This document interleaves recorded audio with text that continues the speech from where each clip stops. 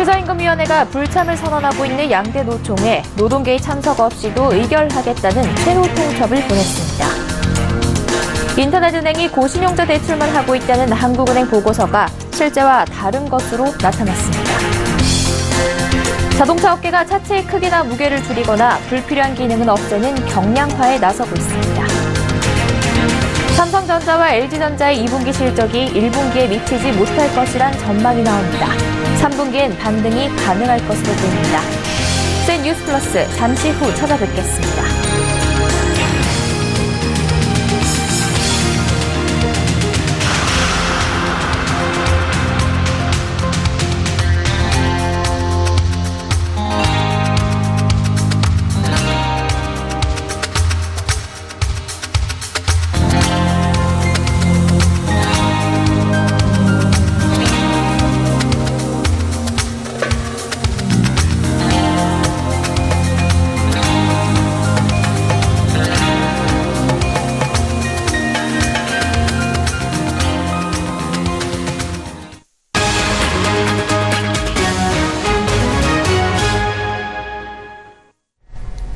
시청자 여러분 안녕하십니까? 센 뉴스 플러스 양한나입니다.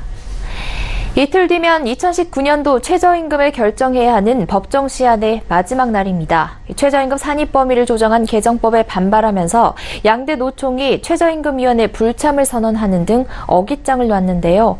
결국 최저임금위는 노동계 없이 내년도 최저임금을 의결할 수 있으니 빨리 복귀하라는 최후 통첩을 보냈습니다. 고현정 기자입니다. 내년도 최저임금을 결정해야 하는 법정 시한은 오는 28일. 양대 노총이 불참을 선언해 최저임금위원회 파행이 한 달째 계속되자 공익위원들이 어제 오후 노동계에 최후 통첩을 보냈습니다. 공익위원들은 공식 입장문을 통해 8월 5일까지 고용노동부 장관이 최저임금을 결정 고시할 수 있도록 하는 것을 최우선으로 고려해 향후 대응할 것이라며 노동자 위원들의 참여를 강력히 촉구했습니다. 최저임금 법정 기한을 준수하기 위해선 노동계 참석 없이 의결하는 것도 불사하겠다는 겁니다. 최저임금법 제17조 4항에 따르면 의결을 할 때 노동자위원과 사용자위원 각 3분의 1 이상의 출석이 필요하지만 2회 이상 출석 요구를 받고도 정당한 이유 없이 출석하지 않은 경우에는 배제한 채 의결할 수 있습니다. 실제로 노동계가 이미 이번 달 들어 2차례 열린 전체 회의에 불참했기 때문에 사실상 공익위원과 사용자위원 간의 의결만으로 내년도 최저임금을 결정할 수 있는 상황인 겁니다. 오늘 오후 정부 세종청사에서 열린 제7차 전원회의에도 공익위원과 사용자위원만 참석해 최저임금의 결정 단위와 최저임금의 업종별 차등 적용 여부에 대한 논의를 시작했고 내일과 모레에도 최저임금위원회는 심의를 이어나가겠다는 방침입니다. 이에 한국노총은 내일 자체 회의를 열고 최저임금위원회 복귀 여부를 결정할 예정입니다. 정관계 안팎에선 한국노총만이라도 복귀를 결정하게 되면 파행을 겪어온 최저임금위, 노사정위 등 사회적 대화기구가 정상화할 수 있다는 분위기가 읽힙니다. 반면 민주노총은 30일 전국노동자대회까지 예정된 최저임금 개정법 반대 집회 등 관련 투쟁을 이어가겠다고 밝혔습니다. 한편 올해도 최저임금 심의 기한을 넘기게 되는 것이 확실시된 상황에서 노동계 일부가 복귀하더라도 심의 기간이 최대 2주에 불과해 또다시 졸속 논의가 되는 것 아니냐는 우려가 나오고 있습니다. 서울경제TV 고현정입니다. 최근 한국은행이 내놓은 보고서를 보면 인터넷은행이 은행보다 더 중저신용자 대출에 인색했습니다. 지난해 인터넷은행 출범 때 중저신용자 대출을 많이 하라는 인가 조건이 있었던 걸 생각하면 인터넷은행이 큰 잘못을 한 것 같은데요. 막상 인터넷은행 측은 억울하다며 하소연을 하고 있습니다. 무슨 사연이 있는지 이하라 기자가 알아봤습니다. 한국은행이 최근 내놓은 금융안정 보고서를 보면 인터넷 전문은행 가계신용대출 중 고신용 비중은 96.1%에 달했습니다. 시중은행의 고신용대출 비중인 84.8%와 비교하면 10%포인트나 높은 수치입니다. 이에 반해 중신용자 대출 비중은 3.8%로 국내 은행의 11.9%보다 훨씬 낮았습니다. 보고서의 통계만 놓고 보면 인터넷은행이 1에서 3등급에 해당하는 고신용자 대출만 주로 하는 걸 알 수 있습니다. K뱅크와 카카오뱅크가 정말 고신용자 대출만 하고 있을까?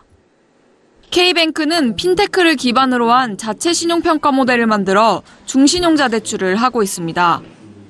가계대출금리 비교 공시를 확인해보니 월별로 차이가 있긴 하지만 고신용자 대출 비중은 20% 안팎에 불과합니다. 저신용자 대출은 시중은행보다 오히려 높은 경우가 많습니다. 카카오뱅크는 서울보증보험을 통해 내준 보증부 대출이 한국은행 통계에서 빠졌다고 주장합니다. 자본 여력이 부족한 초기 은행 입장에서 리스크는 최소화하면서도 고객들에게 대출 안정성을 보장할 방법을 찾은 겁니다. 결국 한은보고서는 이런 부분은 모두 뺀 채 금융당국이 제시한 기존 잣대로만 계산해 인터넷은행이 중저신용자를 외면한다고 한 겁니다. 한은보고서는 국회에 제출됩니다. 국회의원들이 이 보고서를 보면 인가 취소를 주장할지도 모릅니다. 금융당국과 한은은 인터넷은행의 핀테크 혁신을 주문하기 전에 관행에 얽매여 있는 자신부터 혁신하는 게 어떨까요? 서울경제TV 이하라입니다. 국내외 자동차 업체들이 차체 크기를 줄이거나 무게를 줄인 모델을 속속 내놓고 있습니다. 꼭 필요한 기능만 넣고 불필요한 기능을 빼는 등 경량화에 나서고 있는 겁니다. 자동차 업계에 부는 미니멀리즘 바람을 정창신 기자가 보도합니다. 아담한 크기의 SUV 차량이 모습을 드러냅니다. 오늘 볼보 자동차가 국내 처음 출시한 컴팩트 SUV 더 뉴 XC40입니다. 이 회사가 컴팩트 SUV 모델을 내놓은 건 설립 90년 만에 처음입니다. 불필요한 것은 덜어내고 필요한 몇 가지에만 집중하는 미니멀 라이프 스타일을 추구하는 현대인들에게 최적화된 차량이라는 설명입니다. 차체는 줄었지만 실내 공간을 최대로 활용할 수 있도록 설계됐고 반자율 주행 기능인 파일럿 어시스트 시스템 등이 기본 적용됐습니다. 최근 한국 GM이 출시한 중형 SUV 이코녹스는 1.6리터 엔진을 달았습니다. 경쟁 차종인 현대차 산타페와 기아차 소렌토는 모두 2.0 엔진을 탑재한 것과는 대조적인 모습입니다. 대신 한국 GM은 경량화를 통해 차체 무게를 180kg 줄여 밸런스를 맞췄다는 설명입니다. 치고 나가는 듯한 느낌은 약하지만 도심에서 안정적인 주행이 가능하다는 겁니다. 현대자동차 아이오닉 EV는 일반 강판과 비교해 무게는 10% 이상 가벼우면서 강도는 2배 높은 초고장력 강판 53%가 적용됐습니다. 초고장력 강판은 일반 자동차용 강판에 비해 두께는 얇으면서 강도나 강성은 높은 강판입니다. 가볍지만 단단해 상대적으로 더 얇게 차체를 제작할 수 있는 겁니다. 국내외 자동차 업체들이 차량 몸집 줄이기에 나서는 데는 연비를 높이기 위해서입니다. 오는 2020년까지 한국에선 리터당 24.3km, 유럽 26.5km, 미국 18.8km, 일본 20.3km의 연비 규제가 시행됩니다. 이 연비 기준을 충족하지 못하면 해당 나라에서 차를 못 판다는 얘기입니다. 과학기술정보연구원에 따르면 차체 무게를 기존보다 10% 줄이면 연비는 6% 개선됩니다. 여기에 배출가스인 질소산화물과 일산화탄소가 각각 8.8%, 4.5% 줄어드는 효과가 있는 것으로 나타났습니다. 불필요한 건 버리고 꼭 필요한 것만 가지는 미니멀 라이프 바람에 연비 규제까지 더해지면서 자동차 업계의 경량화 바람은 계속될 전망입니다. 서울경제TV 정창신입니다. 삼성전자와 LG전자의 2분기 실적이 1분기에 미치지 못할 것이란 전망이 나오고 있습니다. 두 회사 모두 스마트폰 판매 부진이 실적 감소의 주요 원인으로 지목됩니다. 하지만 3분기엔 반도체 부문 영업이익 개선으로 삼성전자가 다시 한번 사상 최대 실적을 경신하고 LG전자도 가전 판매 확대로 실적 반등에 성공할 것이라는 분석입니다. 김성훈 기자가 보도합니다. 삼성전자의 영업이익이 지난 2016년 3월 이후 7개 분기 만에 감소할 것으로 보입니다. 삼성전자의 2분기 영업이익에 대한 증권사 전망치 평균은 약 15조 4천억 원으로 1분기보다 1.5% 이상 줄어들 것으로 예상됩니다. 삼성전자의 2분기 실적이 떨어질 것으로 예상되는 이유는 모바일 부문의 부진입니다. 스마트폰 갤럭시 S9의 전 세계 판매량은 지난 3월 출시 후 한 달간 1,000만 대를 돌파했지만 2분기에는 1분기보다 20%가량 줄어든 800만 대 수준에 그칠 것으로 예측됩니다. NH투자증권은 최근 글로벌 스마트폰 수요가 줄고 중국 스마트폰의 품질이 높아지면서 경쟁이 치열해졌기 때문이라고 설명했습니다. LG전자의 2분기 영업이익도 1분기보다 22.7% 이상 줄어든 8,560억 원대에 그칠 것으로 분석됩니다. 지난달 스마트폰 G7 신규를 출시했지만 글로벌 스마트폰 시장 정체로 모바일 커뮤니케이션 사업 부분에서 1,000억 원대의 적자를 볼 것으로 예상되기 때문입니다. 여기에 월드컵 특수가 1분기부터 반영되면서 TV 사업의 수익성이 다소 떨어졌고 계절 영향으로 인한 생활가전 판매 둔화와 신제품 마케팅 비용도 실적 감소의 원인이 될 것으로 보입니다. 하지만 3분기에는 삼성전자와 LG전자 모두 실적이 되살아날 것이라는 전망입니다. 삼성전자의 경우 반도체 부문 실적이 2분기보다 11%가량 증가하면서 영업이익도 14% 늘어난 17조 4천억 원을 기록하며 사상 최대치를 경신할 것으로 예상됩니다. LG전자도 생활가전 판매 확대와 스마트폰, 자동차 부품 부분에서의 적자 감소로 실적이 반등할 가능성이 높다는 분석입니다. 서울경제TV 김성훈입니다.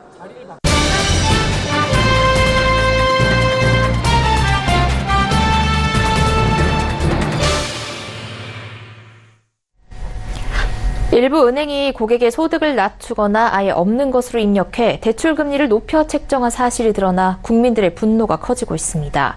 그간 어느 은행에서 얼마나 많은 부담금리가 있었는지는 밝혀지지 않았는데요. 금융감독원 조사에서 적발된 KB하나은행과 시티은행, 경남은행이 고객들의 환급을 약속하면서 그 규모도 공개됐습니다. 수천 건에 달할 것이란 이 예상마저 뛰어넘는 수치라 고의적인 금리 조작이란 의심이 더 커졌습니다. 금융증권부 정훈규 기자와 이야기 나눠보겠습니다. 정 기자, 오늘 KB하나, 경남 시티은행이 대출금리가 부당 산출된 건수와 금액을 공개를 했고요. 또 이에 대해서 조속한 환급을 약속을 했는데 이 드러난 수치들이 좀 충격적인 규모라고요. 네, 새 은행에서 부당하게 금리를 높인 대출 건수가 12,000건이 넘었고 환급액도 27억 원 수준으로 추정됐습니다. 그동안 은행들은 일부 직원들의 실수였을 뿐이라고 주장을 해왔는데요. 막상 뚜껑을 열고 보니 과연 실수였을까 하는 의문만 더 커진 겁니다. 네, 말씀하신 대로 이 규모를 살펴보니 실수였다라는 말은 좀 핑계로만 느껴지는데요. 이 부당한 금리 산출이 이렇게 건수가 많다면 그동안 이 금리 조작이 만연했거나 조직적이라고 볼 수 있지 않을까요? 네, 분명 일부 직원의 실수라고 믿기 힘든 수치인데요. 네. 개별 은행별로 살펴보면 사정이 조금 다르기는 합니다. 우선 KB하나은행의 경우 건수는 약 250건, 환급액은 약 1억 5천만 원이고 시티은행의 경우 27건에 환급액은 1,100만 원 수준입니다. 경남은행이 12,000건에 환급액 25억 원으로 압도적으로 문제가 많았던 것인데요. 적어도 경남은행은 고의 여부에 대한 의심을 상대적으로 더 살 수밖에 없게 됐습니다. 네, 그럼 이번 일에 대해서 은행들은 뭐라고 얘기를 합니까? 네, 역시 문제가 된 은행들은 고의가 아니라고 주장을 하고 있는데요. 특히 가장 큰 의심을 사게 된 경남은행은 전산 입력 과정에서의 실수라고 강하게 부인을 하고 있습니다. 또 다른 시중은행들도 금리 조작 가능성은 낮다고 한 목소리를 내고 있는데요. 시장에서 금리로 경쟁을 하는데 이자를 조금 더 받겠다고 금리를 높이는 것이 불필요하다는 겁니다. 네, 그런데 얘기를 들어보면 이번 이슈에 대해서 은행들이 공동으로 대응을 하고 있다는 느낌을 좀 받을 수가 있는데요. 네, 은행들은 사실 이번에 당국에서 조사 결과를 발표한 방식에 대해서 불만을 많이 가지고 있습니다. 금융감독원은 이번에 범죄에 가까운 사례들을 공개하면서 어느 은행에서 몇 건이었는지는 밝히지 않았는데요. 이 때문에 은행권 전체가 사기 집단으로 내몰렸다는 겁니다. 결국 업계 전체의 피해를 고려해서 해당 은행 세 곳이 자백을 하게 된 셈인데요. 한 은행 관계자는 은행권 전체가 나쁜 놈이 되고 있지만 피감기관 입장에서 우리는 아니라고 대외적으로 말을 할 수도 없었다고 분위기를 전했습니다. 네, 어찌됐든 이 금리가 잘못된 대출이 있었다라는 거는 은행들이 인정을 했고요. 이제 중요한 건 고의성 여부가 앞으로 징계라던가 그런 후속 조치를 결정해 줄 텐데 이 금융당국은 판단을 어떻게 하고 있습니까? 네, 금감원은 일단 조속한 환급 절차의 우선순위를 두고 고의성 여부에 대해서는 당장 예단하지 않겠다는 입장입니다. 금감원 관계자는 앞으로 모든 건들에 대해서 사유를 밝혀내고 고의성 여부를 판단하게 될 것이라면서 문제가 있다면 관련자 징계까지 포함해서 엄중 조치를 하겠다고 밝혔습니다. 또 부당한 이자를 내고 있는 소비자가 있는 것은 분명한 만큼 우선 조속하고 정확한 환급이 이루어질 수 있도록 모니터링하겠다고 밝혔습니다.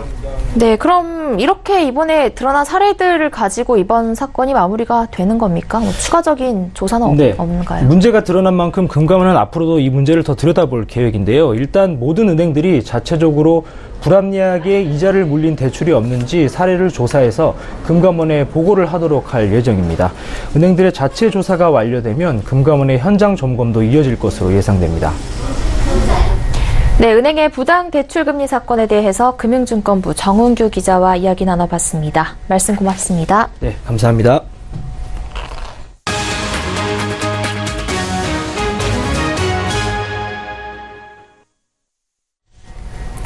문재인 대통령은 오늘 홍장표 청와대 경제수석을 교체하고 후임에 윤종원 주 경제협력개발기구 대사를 임명했습니다. 홍장표 수석은 대통령 직속 정책기획위원회 산하에 신설된 소득주도성장 특별위원회 위원장으로 자리를 옮겼습니다. 반장식 일자리 수석도 정태호 정책기획비서관으로 교체했으며 사회혁신수석은 시민사회수석으로 명칭을 바꾸고 기존의 하승창 수석을 시민사회 출신인 이용선 더불어민주당 양천을 지역위원장으로 교체 임명했습니다. 문 대통령이 경제정책 관련 수석비서관을 동시에 교체한 건 취임 이후 지속해서 제기되어온 일자리를 중심으로 한 경제정책에 대한 비판을 수용한 문책성 인사이자 앞으로 관련 정책과 사업을 보다 강하게 추진하겠다는 의지를 나타낸 것으로 해석됩니다. 임종석 대통령 비서실장은 문재인 정부 출범 2기를 맞아 청와대는 소득 주도 성장과 혁신 성장을 더 속도감 있게 실행해 국민이 피부로 느낄 수 있는 성과를 신속하게 도출하는 데 최선을 다할 것이라고 밝혔습니다. 미국의 세계적인 핵 물리학자인 지그프리드 해커 박사가 북한의 핵무기 시설을 민수용으로 전환하는 것을 골자로 하는 북한 비핵화 프로그램을 제안했습니다. 해커 박사는 미국 외교 안보 전문지 포린 폴리시에 보낸 공동 기고문에서 완전한 비핵화는 불가능한 목표라며 이 같은 견해를 제시했습니다. 그는 북한이 과거에도 민수용 핵시설 운용은 주권 사안이라고 강조했듯이 이번에도 같은 주장을 할 것이 거의 확실하다고 강조했습니다. 해커 박사는 이어서 북한으로선 폭탄 대신 원자력 전기나 원자력 의료를 국민에 제공할 수 있고 미사일 대신 기상 예측이나 자연재해 완화를 위해 인공위성을 쏘는 평화로운 우주 프로그램을 운용할 수 있다며 이 같은 용도 전환이 이뤄지려면 북한이 현재 보유한 핵무기에 대한 중단, 점진적 철폐, 제거 절차를 밟아야 할 것이라고 전제를 달았습니다.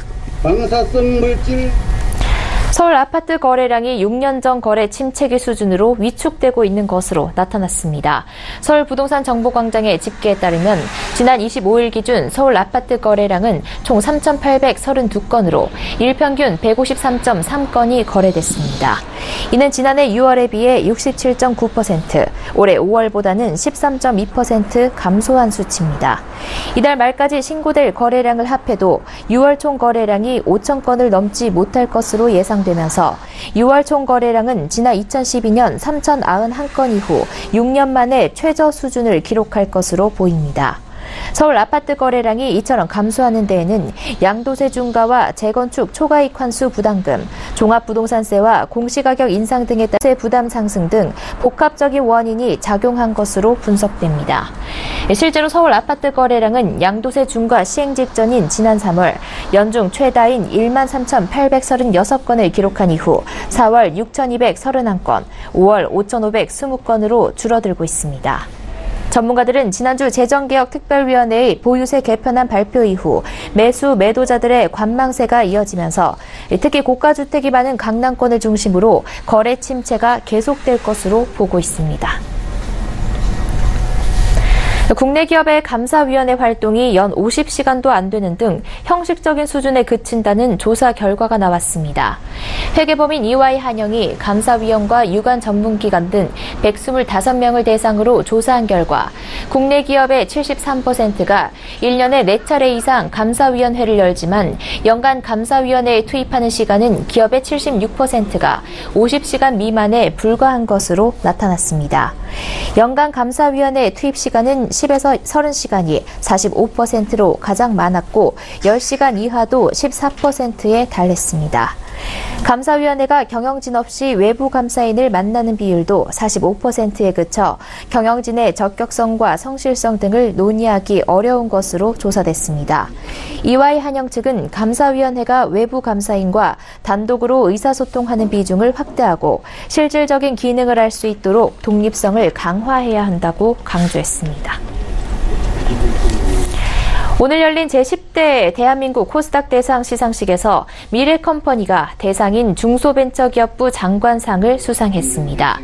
대한민국 코스닥 대상은 코스닥 브랜드 가치 향상과 투자자 신뢰 증진을 위해 코스닥협회가 매년 주최하는 시상식입니다.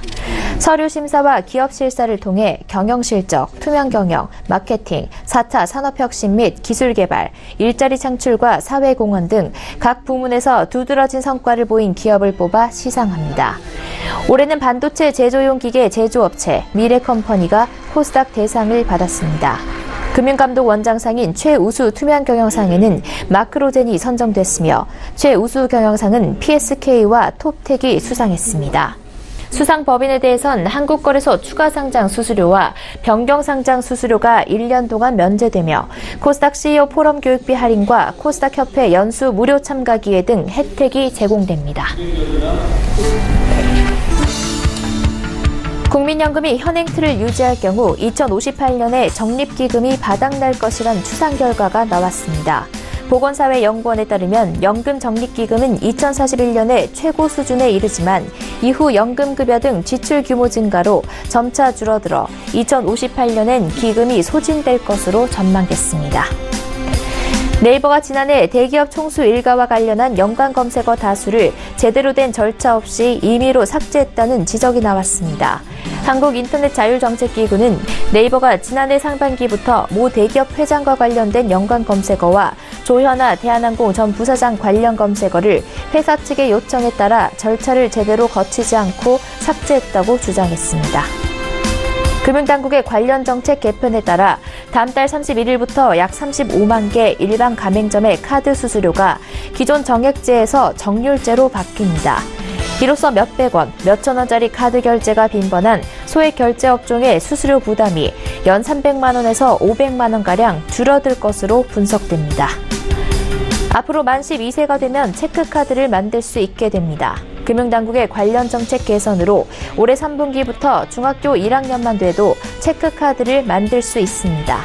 한도는 하루 결제 금액 3만 원, 월 결제 금액 30만 원으로 정해질 예정입니다.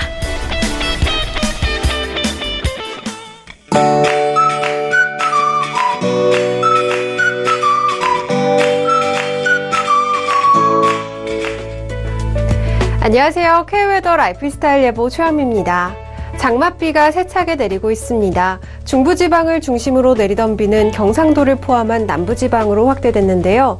현재 호우특보는 충청 북부를 중심으로 발효 중입니다. 앞으로 특보는 점차 더 확대될 것으로 보여 계속해서 기상정보를 참고하셔야겠습니다. 중부지방의 비는 내일까지 이어지겠는데요. 강원 영동을 제외한 중부지방은 30에서 70, 강원 영동은 30mm가 내리겠고요. 모레까지 남부와 제주도에는 70에서 120, 많은 곳 250mm 이상이 내리는 곳이 있어 시설물 점검과 함께 저지대에서는 침수 피해 없도록 대비 잘 하셔야겠습니다. 비가 내리면서 더위는 점차 수그러들었지만 내일 기온은 다시 오르겠습니다. 서울 28도로 평년과 비슷하겠고요. 대구 29도, 강릉은 31도까지 오르겠습니다. 내일은 장마전선의 영향을 받겠습니다. 다음은 자세한 지역별 날씨입니다. 중북부는 새벽 사이 비가 그치겠고 충청도는 낮 동안 소강 상태를 보이는 곳이 많겠습니다. 한낮엔 서울 28도가 되겠습니다. 동해안 지방은 비가 오락가락 내리겠습니다. 기온은 오늘보다 크게 오르면서 후텁지근하겠습니다. 강릉 31도가 예상됩니다. 남부지방은 종일 비가 내려 모레까지 이어지겠고요. 돌풍과 함께 천둥 번개가 치는 곳이 있겠습니다. 전해상에 풍랑 예비특보가 발표됐는데요. 전해상에 비가 내리면서 물결은 최고 4.5m로 매우 높게 일겠습니다. 항해나 조업하는 선박은 각별히 주의하셔야겠습니다. 비는 내렸다 그쳤다를 반복하면서 다음 주 초반까지 이어질 전망입니다. 날씨였습니다. 센 뉴스 플러스 여기까지입니다. 시청해주신 여러분 고맙습니다.